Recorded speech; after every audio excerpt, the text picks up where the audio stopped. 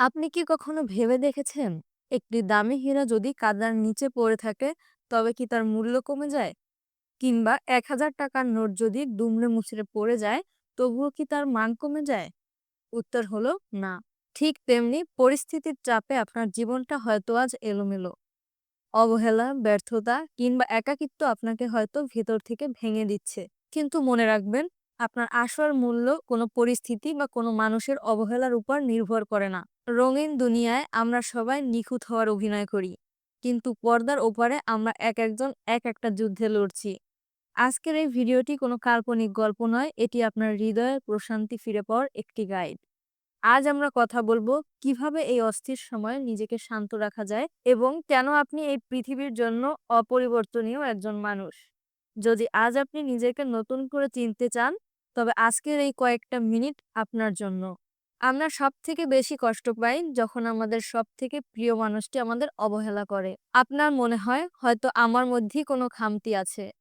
কিন্তু যেমন জীবনের সবাই সবকিছু বুঝে উঠতে পারে না, তেমনি সবার কাছে আপনার গুরুত্ব থাকবে না। এটাই স্বাভাবিক। এর মানে এই নয় যে আপনি মূল্যবান নন। একজন মানুষের গুরুত্ব দেওয়ার ক্ষমতা তার নিজস্ব মানসিকতার উপর নির্ভর করে। যে গোলাপের ঘ্রাণ বোঝে না, তার কাছে গোলাপ আর সাধারণ ঘাস একই কথা। তাই কারো অবহেলায় নিজের যোগ্যতা নিয়ে প্রশ্ন তোলা বন্ধ করুন। আপনার গুরুত্ব সেখানে খুঁজুন যেখানে আপনার কদর আছে। মনে রাখবেন, আত্মসম্মান হারানো মানে হলো নিজের অস্তিত্ব হারানো। রঙিন অন্ধকারের মাঝেও নিজের উজ্জ্বলতাকে ধরে রাখাটাই প্রকৃত বুদ্ধিমত্তা। প্রকৃতির মতোই মানুষের জীবনে প্রতিটা পরিবর্তনের একটি নির্দিষ্ট সময় থাকে। আপনি চাইলেই রাতারাতি সব ঠিক করে ফেলতে পারবেন না। প্রকৃতি আমাদের শেখায় সবকিছুর জন্য সময়ের প্রয়োজন। একটি ফল পাকার জন্য যেমন নির্দিষ্ট সময় লাগে, আপনার জীবনের এই কঠিন সময়টি পার হওয়ার জন্য তেমনি সময়ের প্রয়োজন। ধৈর্য মানে শুধু বসে থাকা নয়। ধৈর্য মানে হলো কঠিন সময়ের মধ্যেও নিজের মেজাজ আর লক্ষ্য স্থির রাখা।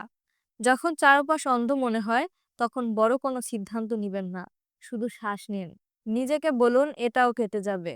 আপনি যে লড়াইটা আজ লড়ছেন, সেটাই আপনাকে আগামীকালের একজন অভিজ্ঞ মানুষ হিসেবে গড়ে তুলছে। যারা আজ আপনাকে অবহেলা করছে, তারাই একদিন আপনার ধৈর্যের গল্প শুনবে।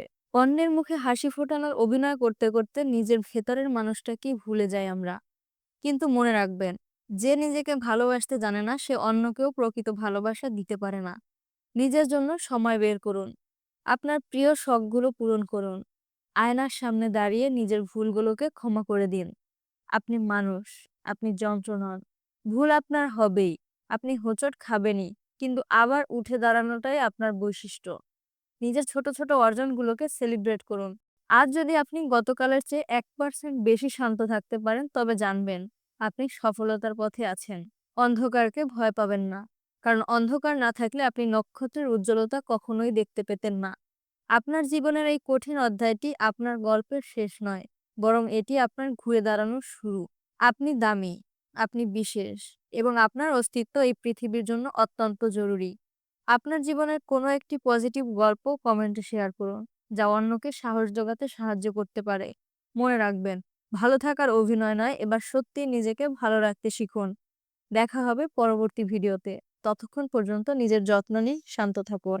আল্লাহ হাফেজ।